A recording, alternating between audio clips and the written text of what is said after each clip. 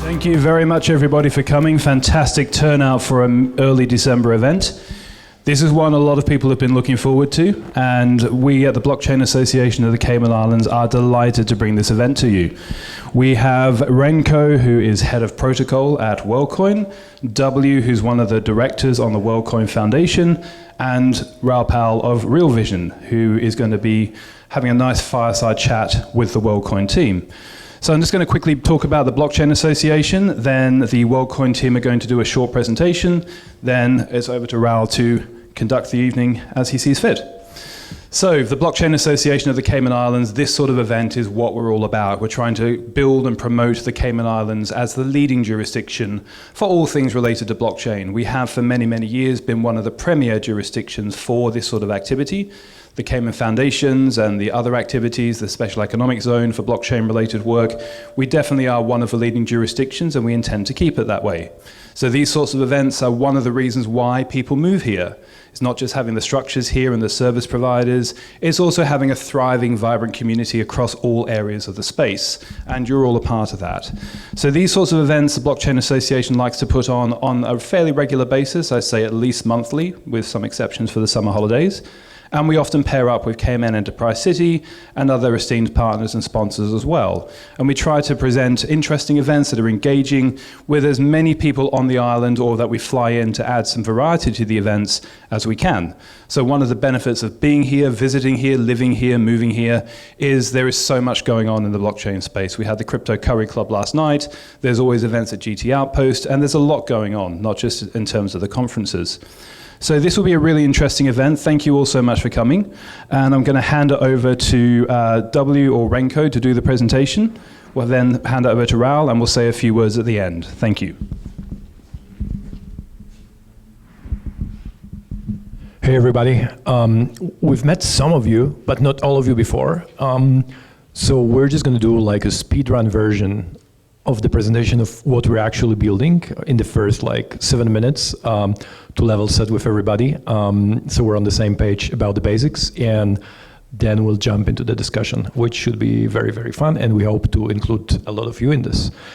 So thank you for having us. Thank you for moderating. Fun evening ahead. We're creating the largest the largest financial and identity network by giving everyone the ownership in it.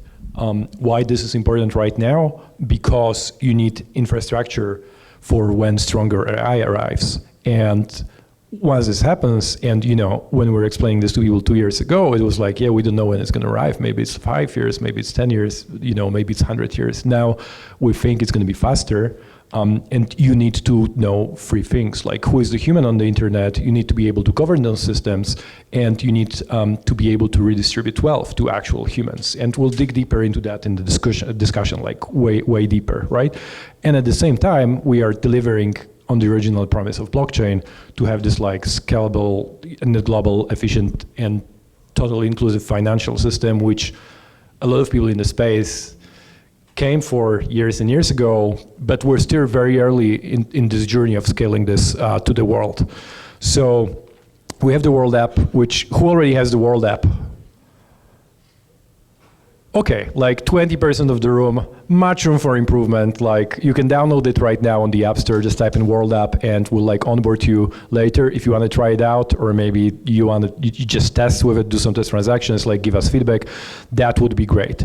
But we'll show you how many people we onboarded to the World app. This is what you get first, and then you get, inside this app, you get World ID by meeting the orb, right? The World ID is our way to proving who is the human on the internet in a totally privacy-preserving way, which Remco will walk you through in a second. We also have World ID SDK. You can play with it today. There are some announcements in the near future about new functionality, but we already have over 1,400 developers that are building on it, trying it out on hackathons in different settings, and they have shipped over 350 different projects. To date, we have onboarded about 2.5 million users using the orb, so these are the verified humans in the app. This is very early. The goal is to go to roughly 10 million a year after launch, 100 million 2 years after launch, and we'll see how much time it takes to 1 billion after that, but we hope to get there fast. It seems like after first billion, it's all easy. The first billion is kind of hard. There are right now 155 orbs operating in the field. This is still like pre-scaling push, but we hope to do that soon. And active users this month, 630,000, very early on humanity scale, but pretty good for a blockchain project. We're very happy with that. How does this actually work? What does the orb do? We already got like a bunch of questions in the discussions before. I think Remco is the best possible person in the world to walk you through that. Thank you. Yes, so let's get the orb out of the way, because it's kind of an eye-catching device that we came up with. It's actually also an amazing growth hack because you get so much attention once you walk around with an orb, but it's there for a very important and very good reason. So part of the mission is to have this proof of personhood, like this concept of like, hey, I'm a unique human being. I haven't done this particular thing in the digital domain before. And that unlocks a whole number of possibilities. The projects can do fair voting and fair airdrops, things that are currently blocked on this one concept. So in order to solve that, you need to have a way of bringing this real world concept of a human being into the completely abstract digital domain of numbers and cryptography. That requires a clever solution. We've evaluated a number of different options here, like Web of Trust, which really doesn't scale as well. Biometric solutions are a natural way to have the best user experience, the highest assurances that people are not committing fraud within the network, and so on. So then you go look at, okay, what are the options in biometrics? Everyone knows fingerprints, but did you know that your fingerprint is really not that unique, and there's like tens of thousands of people that will have a matching fingerprint with you? Same thing for most of the other biometrics. They're great like to prevent your front door from being opened by other people in your neighborhood, but they're not great to like have your front door recognize every single human on earth, and also your front door doesn't need to. This case, we need to. That's why we needed to go really into the weeds in these kinds of solutions, and we came up with this device, the orb, which uses irises. The human iris is really beautiful and has tons and tons of uniqueness in it. Even if you have identical twins, they're completely random, high entropy, and very unique to you. And kind of an interesting side benefit is also that they are consensual in the sense that to see someone's irises in sufficient fidelity, they need to actively participate and aware of this happening. So there's no risk of like people like lifting your iris images of a wine glass like you can do with fingerprints, which is rather nice. So we've worked hard at creating the very best hardware out there, because the off-the-shelf solutions, again, are made for authentication purposes, like protecting doors, not for recognizing uniqueness, which is a substantially harder challenge. This took a couple of years, but it's solved now. We know this works. It's been tested. We can manufacture these at scale. We know that they work in the Sahara desert conditions and in like the Siberian permafrost. So this is the device that we're putting out there. Again, it has like it's ahead of the industry standard in terms of like the fidelity that it can do. The other important thing with biometrics is don't make the mistake that your biometrics are some sort of secret, that like a private key that is the key to entering. The thing with biometrics is, like giving fingerprints again as the example, everyone can know your fingerprint. You leave it all over the place.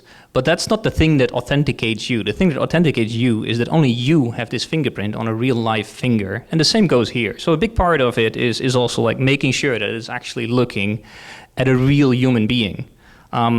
That's the secret sauce of the orb, and it's really not that secret because we open sourced like most of the hardware and soon also the firmware, and we'll get to that, but we actually want to open this up as much as possible for other people to build their own even.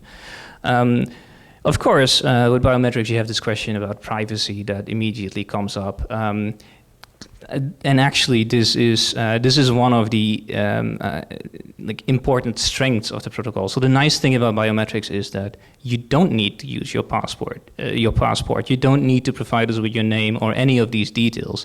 There's nothing in there that identifies you outside of like the beautiful patterns in your iris. And even those are only used during sign up, because you're signing up using something that we call World ID, which is just like a key that you generate, like in your wallet, like other crypto wallets have a key. It's a separate cryptographic mechanism, but you have a key, and when you sign up, this key gets registered as belonging to a unique human being. And from that moment on, in order to do things that use the protocol, you can create what is known as zero-knowledge proofs. So unlike regular digital signatures that reveal who the signer is, we go a step further and we just reveal that a valid signature exists, not even who the signer is. So you can essentially do things in the digital domain now, proving that you're a unique human being who hasn't done this particular thing before, signed by all of the incredible technology that is backing the security of this protocol. Today, we launched a blog post called Advancing Decentralization that goes in depth into how we can make this protocol completely fault tolerant, completely redundant in every possible way. And it goes over a number of challenges, because much has been written already on how to do this with your average crypto project, right? The problem there is, again, that's just the ideal platonic domain of numbers and cryptography, and we're talking here about the real world and hardware and a whole nother level of complication, which makes this all the more an interesting challenge. One of the core things in this is what we call the user-centric architecture, where if you're familiar with traditional development, you'll have like your cloud infrastructure, all these services communicating with each other, and then like at some end there is the user, and it's like attached to this network that controls everything. So the first thing you do is lose all these internal connections, route them all through the user, and let the user be in control.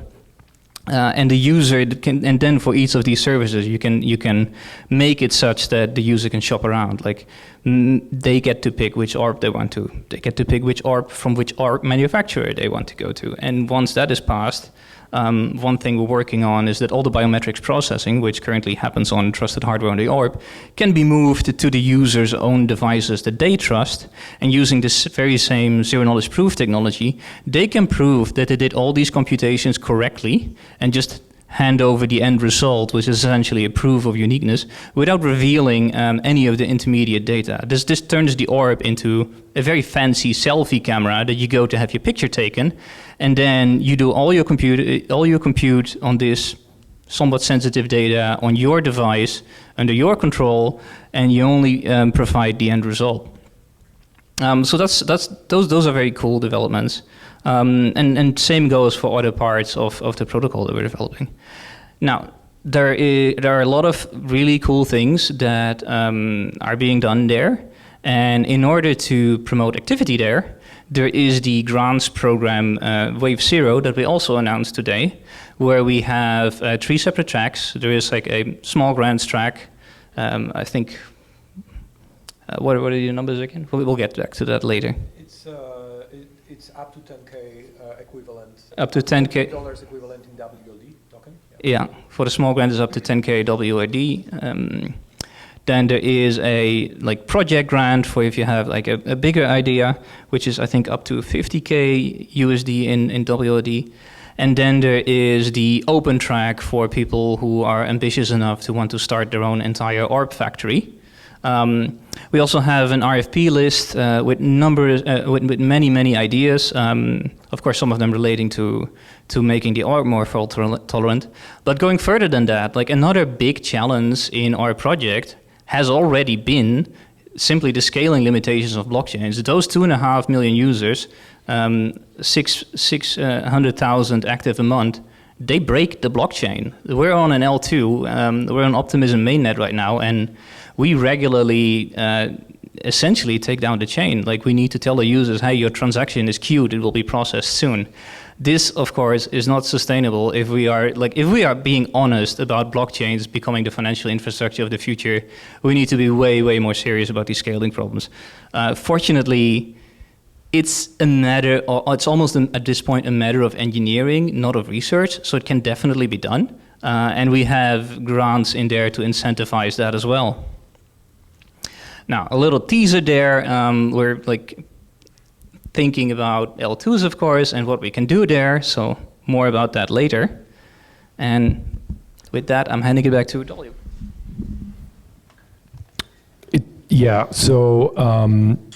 We really like Cayman. This is the home of the foundation, of the Worldcoin Foundation, and we have a bunch of people here. So some of them will they will help answer questions.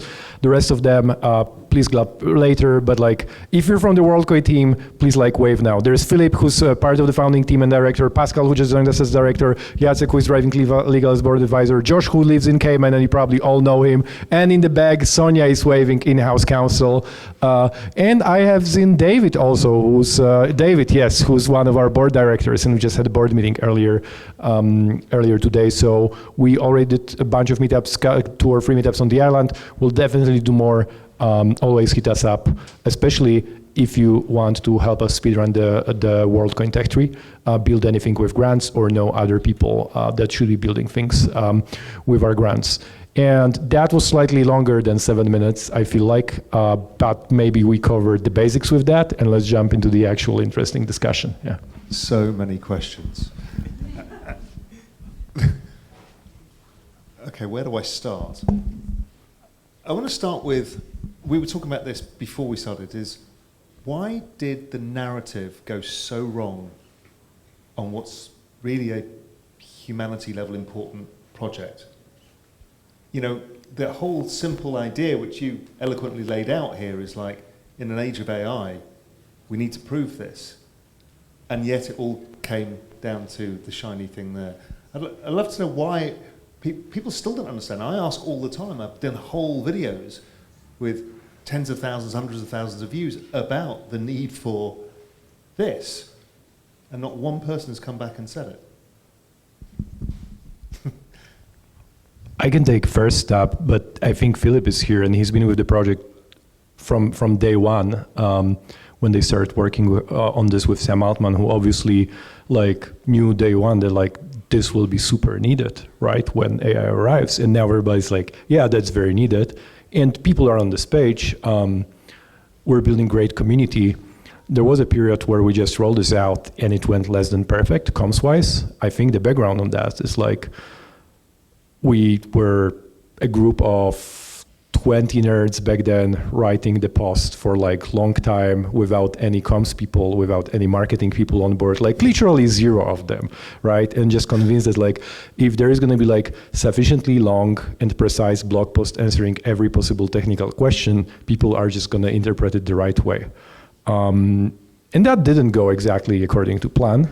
When it was first rolled out, but I think we're on top of this now. This is Foundation is a small organization of 12, 14 people, but the development company, Tools for Humanity, has great marketing and comms department, killing it on the interviews and on promoting the project. Sam is also speaking about it in a great way. I think that has been fixed. The narrative is being simplified a lot. Philip, do you have more insights from the first rollout of the comms, or this is just something you want to forget? It's pretty much as you said, underestimating that you need comms. Yeah, so yeah, if you're in comms or marketing, now we understand why you're important. Kudos, yeah. I think another aspect is that back then, Sam obviously was way ahead of everyone in seeing the importance of AI, and similarly, he was way ahead of everyone of seeing the drawbacks. So he could connect the two together and figure out what was needed early on. If you went and say that, we need global financial infrastructure because of the impending AGI that is coming 5 years ago, it would have been ridiculous and no one would have even understood what you were talking about. So that's one element. The other is that in order to actually solve it, you need a gigantic network, and there isn't really an like intermediate solution in there that is very accessible. So it makes sense to have other intermediate steps in there. So this proof of personhood network, even if it's not immediately of the scale necessary to create, let's say, governance for existential risk, there are early wins that you can have there that can further your growth towards this final goal. Like having these early wins along the way in a narrative domain helps you get to this gigantic, ambitious target at the end. Out of interest, why not just do zero knowledge proofs with standard KYC stuff and say that that's good enough, as opposed to doing it biometrically? There's some downsides to KYC. People have multiple passports. A lot of people don't have passports at all. So it's not exactly one-to-one with humans. The other, of course, is privacy issues with it. But it is an interesting question, and there's actually interesting things you can do. You can do zero-knowledge proofs over passports, but you're missing this like hard humanness check. And the funny thing is, if you combine this technology with zero-knowledge passport, you can actually realize that. And then you can have hard humanness checks that also allow you to, let's say, zero-knowledge proof that you're not part of some sanctioned country.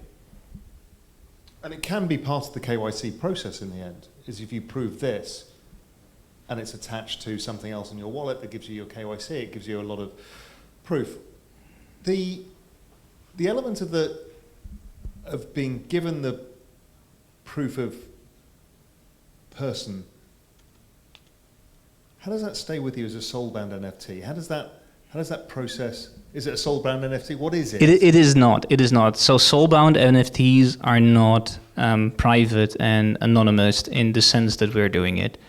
Right. You could create a soul-bound NFT and make it such that everyone can claim exactly one with their world ID, and now you have your soul-bound NFT on-chain. And if someone wants to build such a thing for whatever reason, actually apply to the grants program. That sounds interesting. I would love to hear your reason.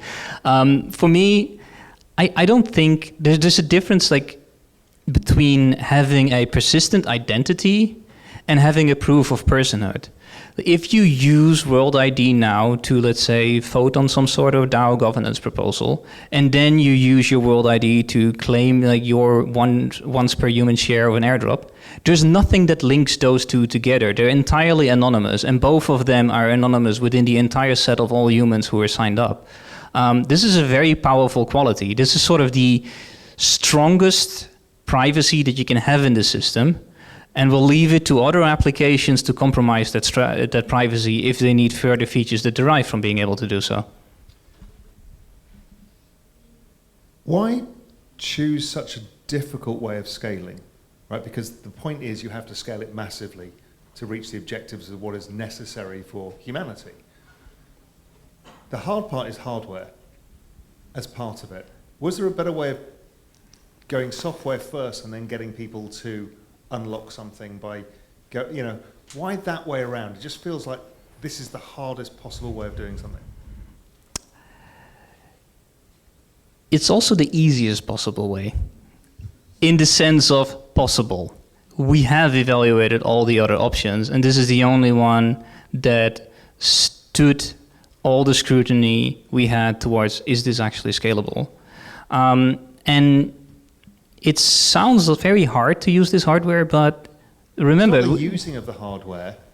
It's physically having to have orbs in all of the countries, getting people to come through, do this, get the wallet, load the thing, learn how to use it. It is, Sam Altman scaled OpenAI because it's built on top of the internet, so you can go to 0 to 100 million users in, 6 weeks. This is impossible because everything is physical, so it takes time. So, and again, Philip can correct me if I'm wrong, because he's the guy that was actually coming up with this in the early days. But like the design target for the orb, I think was like 800 signups per week per orb, right? So like 800 people could sign up per week per orb. It's way higher now. There are countries where there are like 2,000 sustained per week. And then you do like weeks in the year times 800 signups times 50,000 orbs, which we might get to in the peak. or not, don't know yet, but it's possible, then the theoretical bandwidth per year is 1.9 billion people per year. We won't get there, right? Because like operations, shipping orb, like this is hard, but like working with all the global governments to KYC all the people, it's like, this is like literally impossible in finite time. It's not so much the mathematical quantity of people who can get in front of an orb. Sure. It's why the people want to do it, and how do you persuade them enough? Because at first it's Oh, easy. sure. Right, first the Pareto's principle allows you to get 20% of these people. The 80% are an absolute nightmare to get, because they have to physically go and do something, and humans are lazy. And they don't want to do it, and they don't really understand it, and they don't see the point, and giving them a couple of dollars or whatever the incentive system is, works for some, the intellectually curious, for example. Yeah, I don't think we'll be able to get to the whole world because of like many different reasons, and some countries being sanctioned and stuff like that. But like you, in principle, can get to 1 billion people. You can get there fast. If you have 1 billion people, you can probably adopt other solutions that like Remco can talk more about. Why but like would they do it? So I still don't get why. Yeah, I'm in Oh. India, Ethiopia. No, Sure. better, Spain. Right, reasonably well-off country. There's a bunch of intellectually curious people who are like, oh yeah, well, let's give this a go. Why does the average person... We see super different reasons all over the world. And like we're not the people closest to the actual growth team on the ground. This is like onboarding is done by our service provider company, Tools for Humanity, that started the project.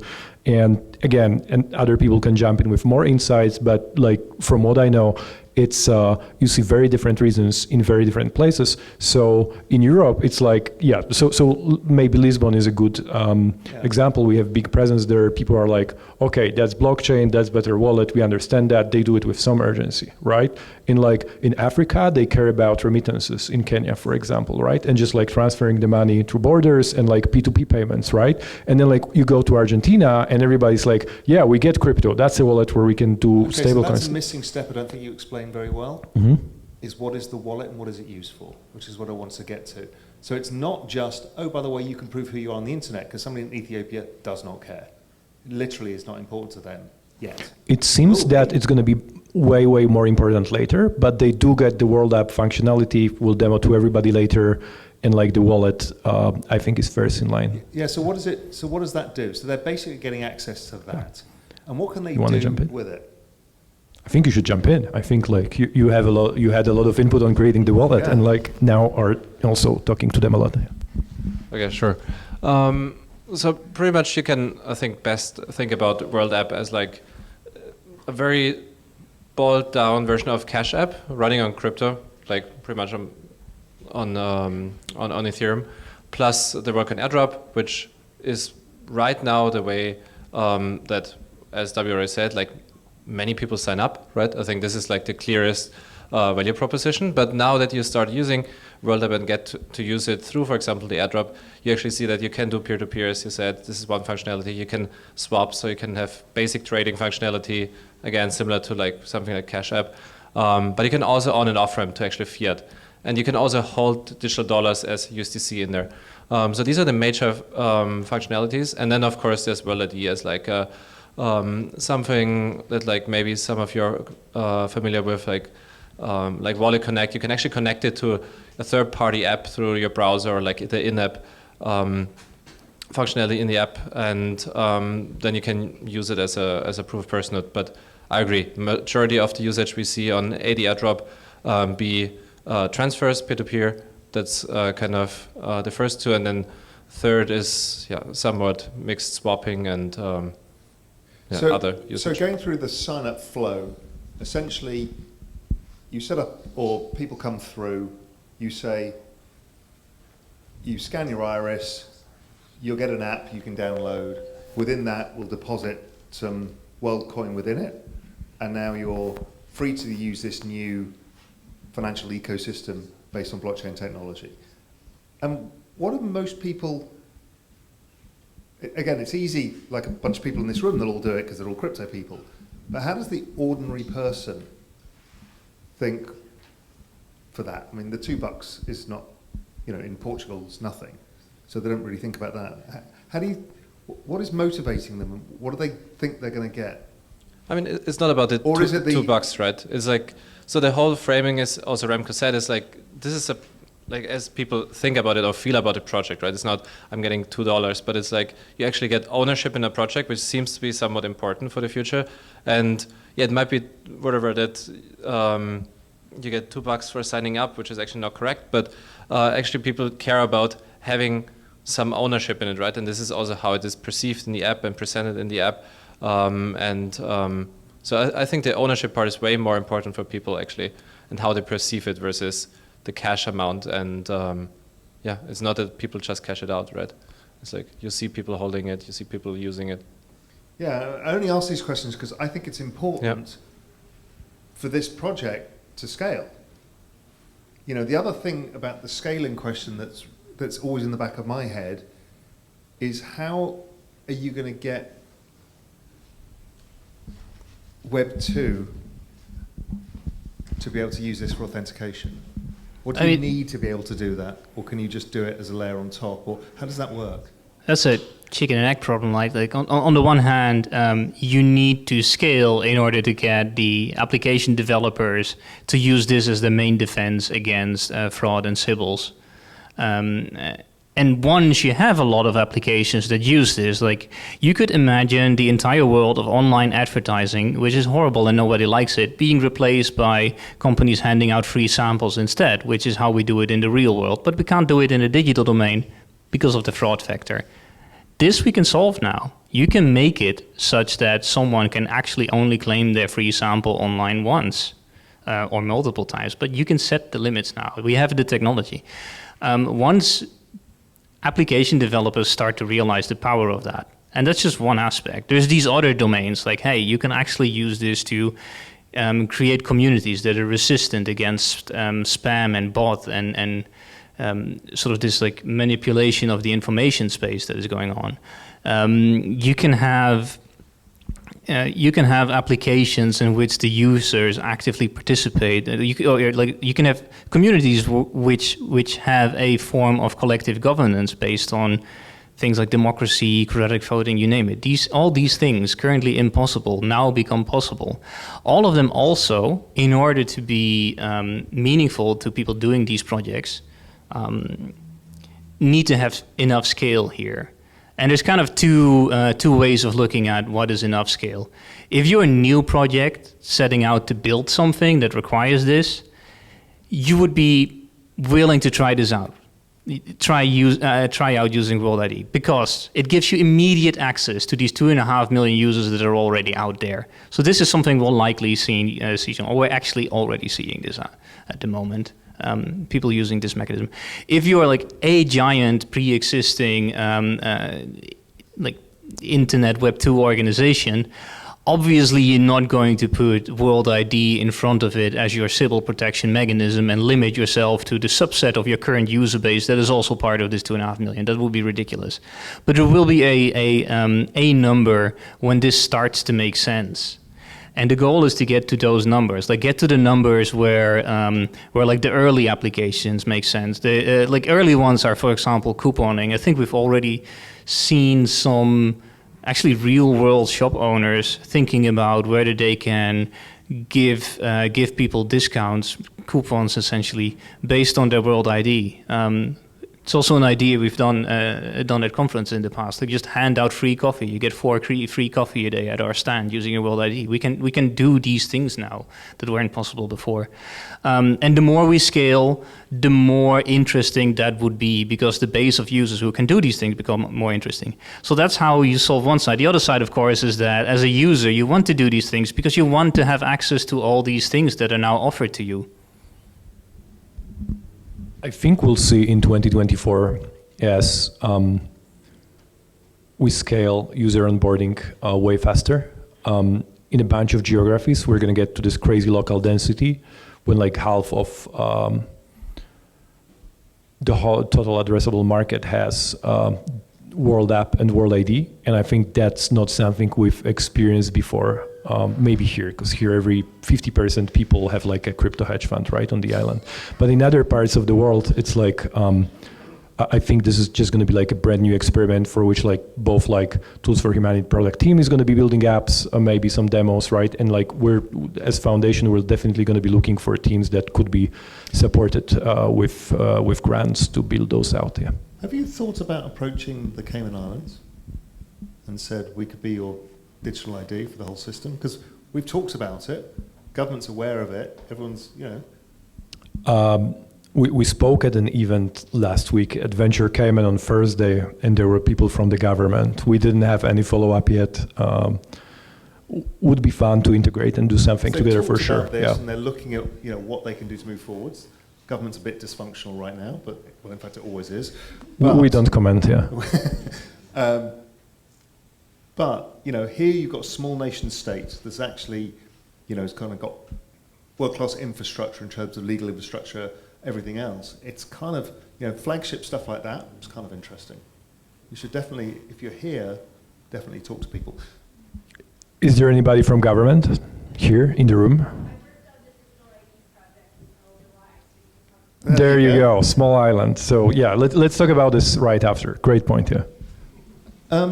Okay, so I'm just moving forwards in the story now. So we've now got hundreds of millions of people. They've got their irises. They've now got their wallets.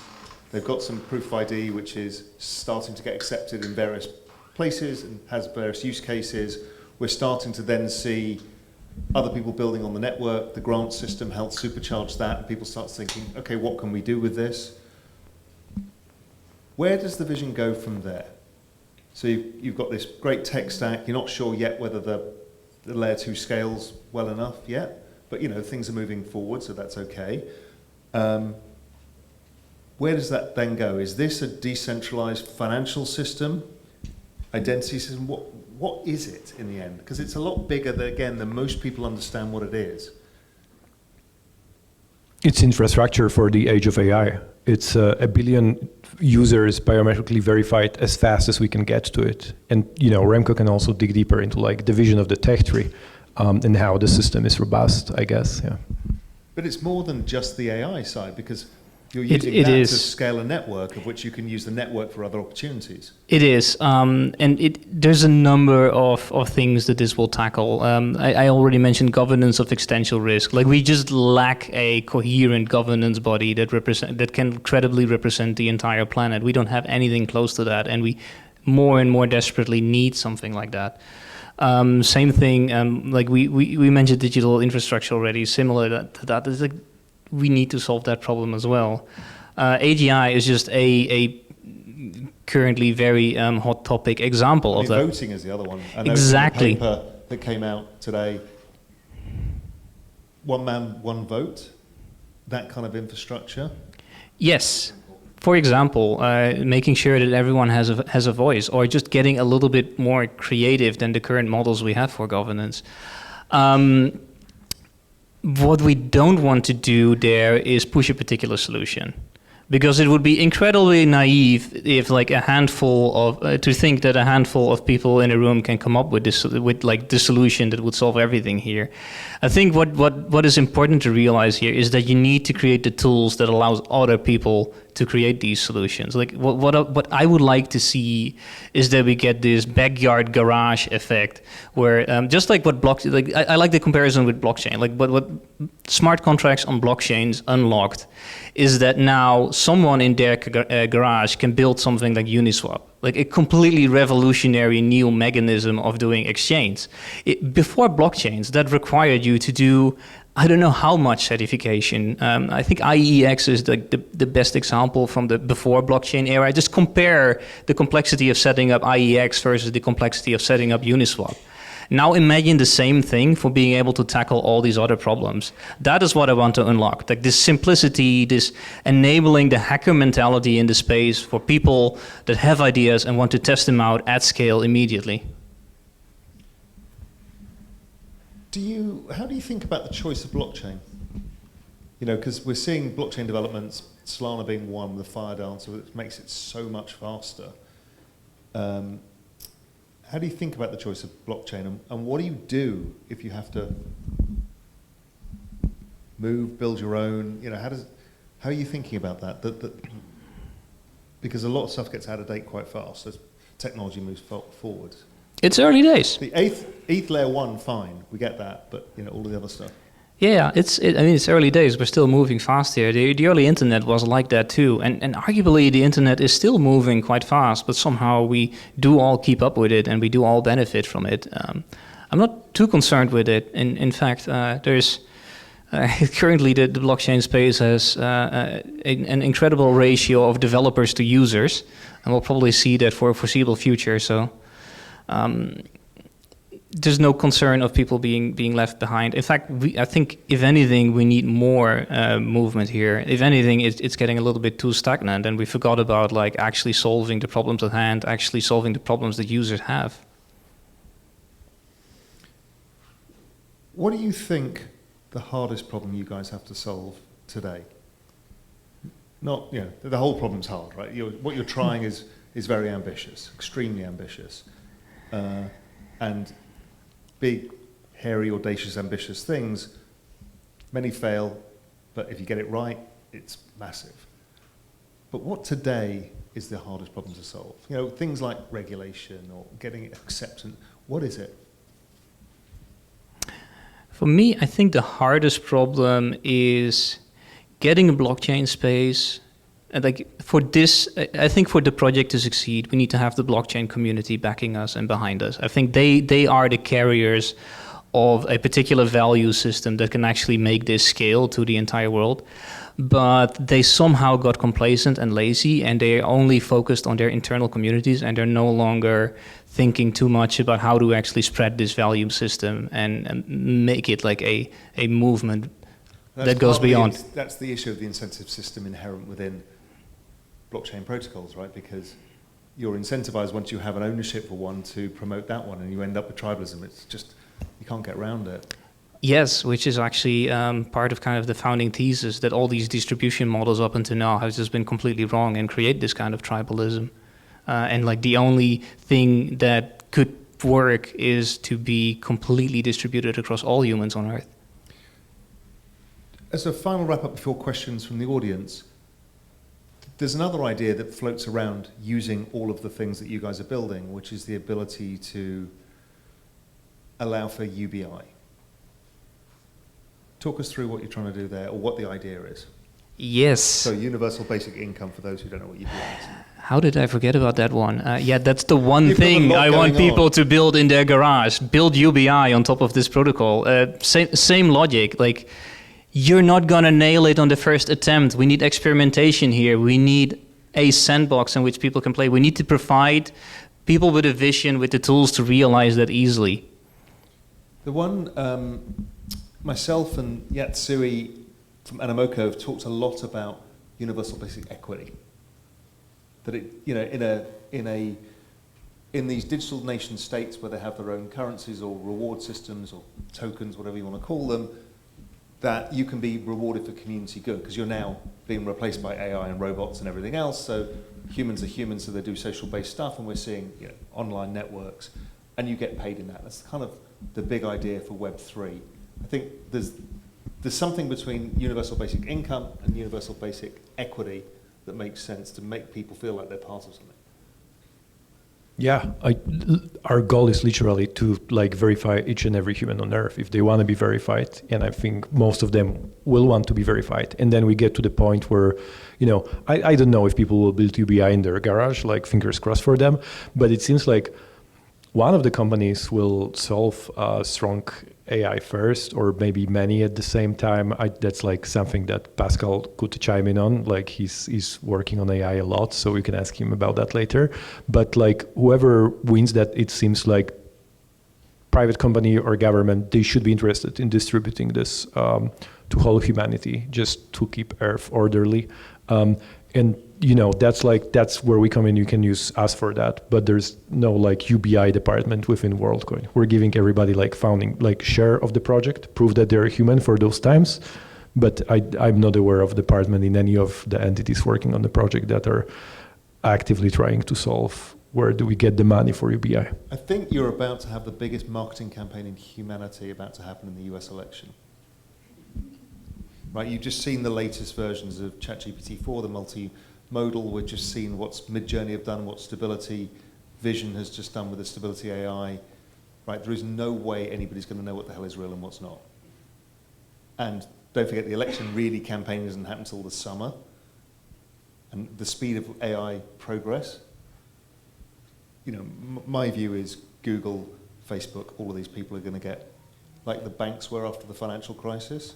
My guess is these guys are going to be the cash point for government fines forever. This is going to be fining them tens of billions of dollars because of this whole problem that you guys are solving. So anyway.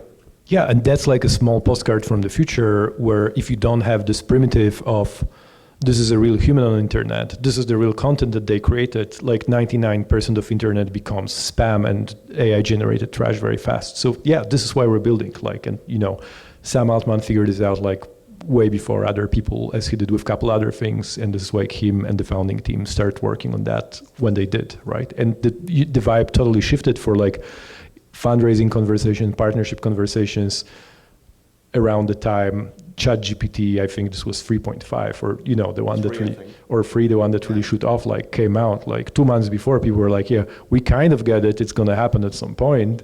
Like 2 weeks after this came out, like, yeah, we get it. Can we work together? Can we invest? Things like that. Like this, like became obvious really, really fast. Yeah.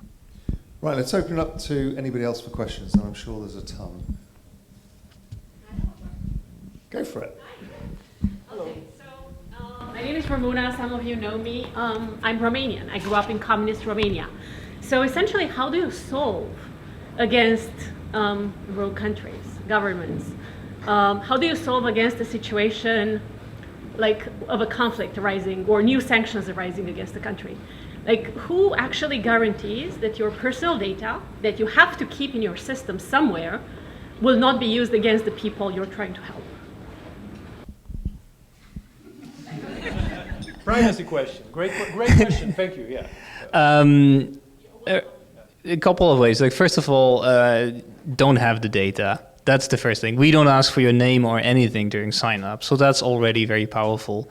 Then the only thing that is actually there is what we call the iris code, which is the piece of information that is derived from the biometric that is then matched against all others and made sure that it's unique enough. There we are researching ways, and it's also part of the grant program, how we can improve the state of art of cryptography there. So this can also be fully spread out over multiple machines and essentially make this data public in a way that it is only usable for just the sign up and uniqueness check and nothing else. And that way you have a completely level playing field. No one has an advantage or a disadvantage over any other player. No government can do more with this data than like a random other individual. So it's a level playing field, but no one having the advantage. Also, that's holding Worldcoin to a higher standard than any other single infrastructure, because everybody in Romania or whichever country you're in is using a credit card, has a bank account, has a driver's license, is at checkpoints, have a passport, goes on Google, goes on Twitter, goes on Facebook. Every single part of that is being tracked by any government that they want in various ways. So we have to be careful of how accountable we need to make something. You know, there's no perfection here, but everybody sold their soul to the devil a long time ago. Literally nobody, Google and Apple know exactly where we all are, that we're all together. They've read it from your diary, they know what the purpose is, it's all there. And we say, you know, on Twitter, well, I'm not going to go and do that because, you know, that's got my privacy. While you're saying it on Twitter when you verified yourself with your credit card, exact location, who you are, kind of.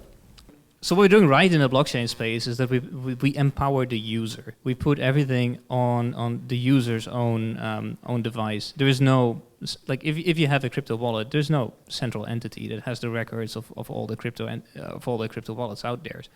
It's all self-sovereign, as they like to call it, and the same here. But we need to go further than that, because blockchains right now, all the transactions are in public. It's a level playing field, but it's a playing field in which everyone has a lot of leverage. That's not great either.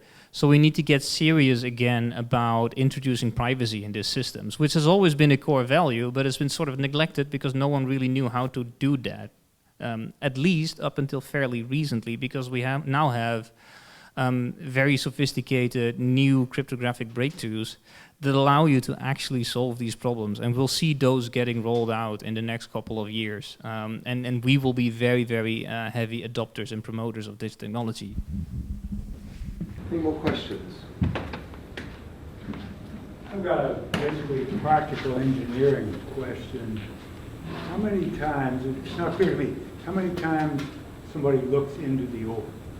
Is it only on sign up? Is that the only time that the iris is scanned? No. So a couple of things there. So yes, for sign up, you can do it only once. But what you're probably referring to is that you want some detection that it is still the same user actually using the account. Well, yes, but I'm coming at it backwards in that ID generation. You know, I happen to have that, and I know that 2 years from now, my iris is going to be different than it is now, and now it's different than it was the last time I got it scanned. Okay, gotcha. It's a really high performance scanner. Yes, irises do shift over time a little bit. I think our internal estimates are that they should be stable for 10 years, so we just do re-verification maybe every 5 years. The other thing is that we can further enhance security by combining the iris-based verification with an occasional face-based re-authentication on your own device. Like the combination of these two factors also enhance the overall robustness of the system. Any other questions?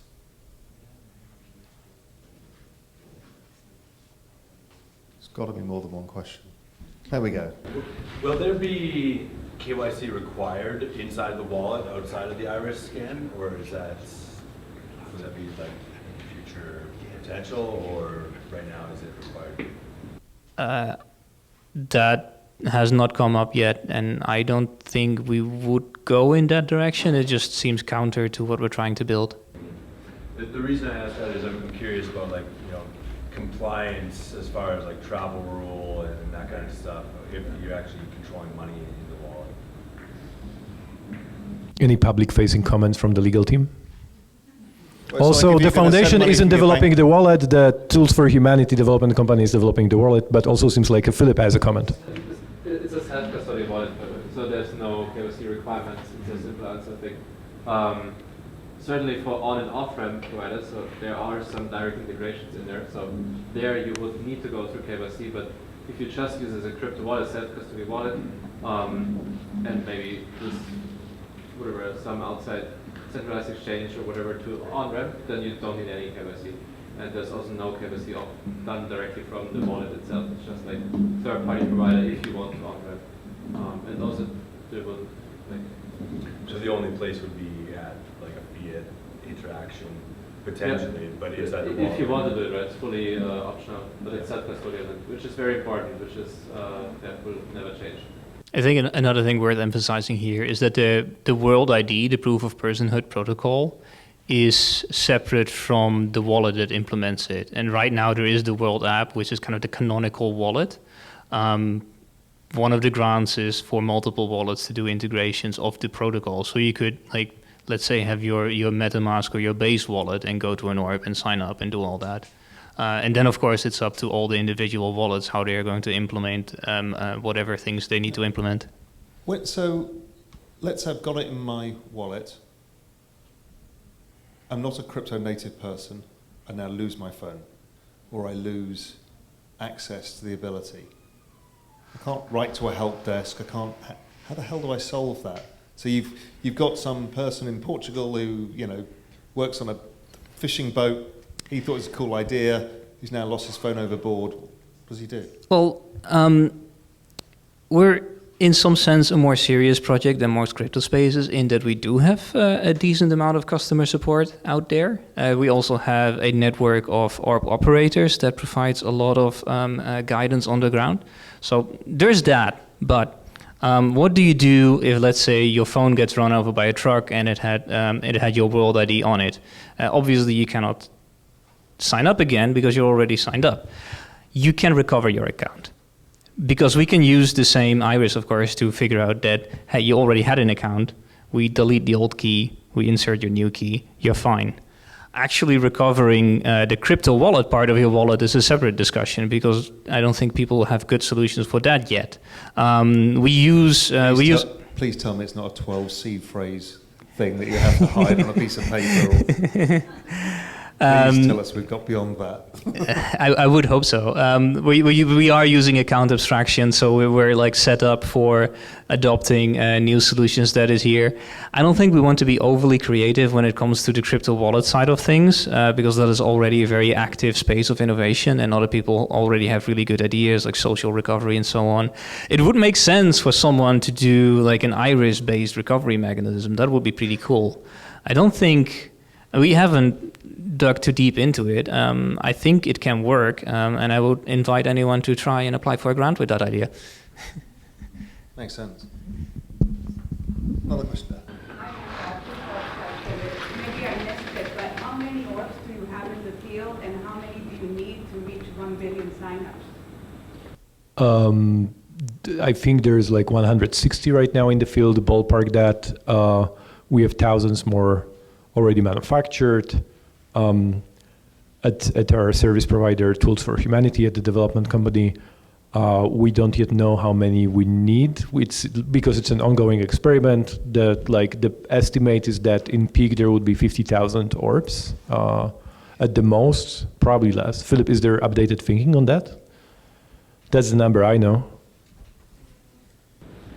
Currently produced are 2,000, right? So it's also more in the field than you just got. I don't know the up-to-date number, but it's 2,000 ready to be rolled out. So yeah. Yeah, so thousands more, but this isn't the bottleneck right now. Yeah. And is there a lifespan to each orb? Certainly. Do we know what it is? A few years in the field, like 1 years. But full-time usage, so like way more than they actually use. So if you keep onboarding this like 800 to 1,000 plus users per week, it's like 2-3 years it seems. But obviously we have not been out with them that long yet. Any final questions? I think we've got there's more. There's one at the back there. Just a very quick one. Who controls the actual physical holding of the orb when somebody's signing up? Where do people physically go to use the orb? Because you've only got 160 in the field, yet you've got, I think you said 2.5 million active users. How do all those people physically come to the orb to sign up? There is a development company, Tools for Humanity, that is spearheading the growth. They had market operations department and they enter different markets. I don't remember what their arrangement is with like per jurisdiction, which each orb operator. I think they're doing a lot of deals with companies right now that can do it there. Earlier, they were also doing a bunch of like, hey, you can apply to be an orb operator as a single person, and that person usually is doing that. I think also in the early phases in each country, they are doing it themselves to test it out. Philip, do you have more insights here? No, but not particularly, but it's usually way more professional, like those people that operate them, than what we think. They, sometimes companies that are in the e-mobility business, like they, for example, also operate scooters, like they have usually some knowledge in operating like a fleet of devices out there. And similar to charging scooters, they also take care of like operating orbs in a location, in like a city at different locations. So yeah. And the locations are what? Things like shopping malls and places with high footfall where people are there? Yeah. Different per country, also sometimes universities, like really varies per geography what makes sense. This is like the development company is over 150 people right now, and some of them are executives that before scaled like Uber, Lime, and all those businesses that had to roll out globally with physical hardware. Yeah. Okay. Another question. Yeah, just running off that. How does a user know that that's a verifiable orb for Worldcoin and not Worldcoin, for instance? You want to tackle that? It's because you downloaded the World app and not the Wordle app. from the App Store. Right, but then how do I know that that's actually going to... It won't sync. Yeah, okay. Is that right? Yeah, correct. Yeah, the orbs have a secure element in them, and the public keys will soon be on chain actually, so you can just verify in a trustless setting that this is a genuine orb. Great. I think. Go on. There's another question at the back. Sorry, I love. So obviously this is meant to be anonymous to a specific degree. With like in a world of sort of ever increasing scrutiny on like anti-money laundering and anti-terrorism laws, how do you know that like with these peer-to-peer transfers, that with this anonymous person isn't using this for, let's say, ulterior motives? You know what I mean? I guess it's not the job of the blockchain because that's the technology. So in which case it will be the providers of the on-ramps, the off-ramps, and kind of does that make sense? You know, that's the it's answer like that saying Philip a gave telephone- before about this being self-custodial wallet, basically, yeah. Because if not, it's like saying a telephone company or a mobile phone company is now liable for all the crimes connected on a network. It's like, it doesn't make sense. One last question is not about privacy. Do you know that the UN refugee program actually used biometrics and blockchain, and were you involved with that? Yes, I'm aware of it, and no, we're not involved in it. They should reach out. We would love to help them in future endeavors in this direction. I think we have a good fit there. Yeah, there are a couple of like also programs that worked on a bigger scale. For like, I think the best example is India that rolled out Aadhaar program to over 1 billion people in India. And actually the founding CTO of that project that made it all happen is now working with us. So we have a lot of learnings from those other programs. We're also happy to share them with like the new upcoming programs. Yeah, I think I'll leave it with the Aadhaar project because I know about it very well, being half Indian and having followed this whole story. Many people might think, okay, this is a crazily ambitious thing. India rolled out both iris, fingerprint, ID to 1.3 billion people over the course of about a year and a half, 2 years. Nobody has ever done anything like that. And then they built an entire system similar to this called India Stack. And India Stack was all of the documentation, your KYC, everything you do. That was built on top of it. And then in addition, they built something called UPI, Universal United Payments Interface, that allowed instant payments with no middlemen, not using blockchain, which is the fastest, most highly used money network in the world now, and that's in India at zero cost. And then they allowed the whole fintech layer to be built on top. It's not wildly dissimilar, and it's been done before. It's not like it hasn't been done. I mean, in India, and I've seen people do it, you can actually go and buy things with a fingerprint. You don't need your mobile phone, you don't need your wallet, you don't need anything. You can do it by scanning your eye or with a fingerprint. Now, not many retailers want to do that kind of stuff, but it's to do. So, and then behind it is all of the other details. So now you can go to India, open a mobile phone account, which requires KYC and ML. KYC, you just go in, give your fingerprint, it gives you the rights, it gives you permission the rights to get your KYC information directly to the mobile phone company or the bank or the telephone company. They do it instantaneously there and then, done. No wait, no messing around. And India is the most bureaucratic country on earth, but it's staggering. I remember applying for a SIM card there once. Yeah. I had to get my photos taken and like 5 pages of paperwork. It took me 3 years to close a bank account there. Brilliant. All right, guys, thank you very, very much. I think it was super interesting. Thank you so much. We're here, we're hanging out here. We have the orbs. We can show you how the whole system works. You know who is from the team, especially the people holding the orbs. Looking forward to meeting everybody. Thank you very much, everybody, for coming. That was a fantastic event and a really good conversation. If you've enjoyed this event, the Blockchain Association, we're starting our membership drive again in January. We've got some great service providers. We'd love to have people in the industry who are working in this space, who are in projects, also join, be a part of the voice, and help Cayman to maintain its reputation. Thank you very much. We've got more drinks and food there. Thank you for coming and have a fantastic Christmas.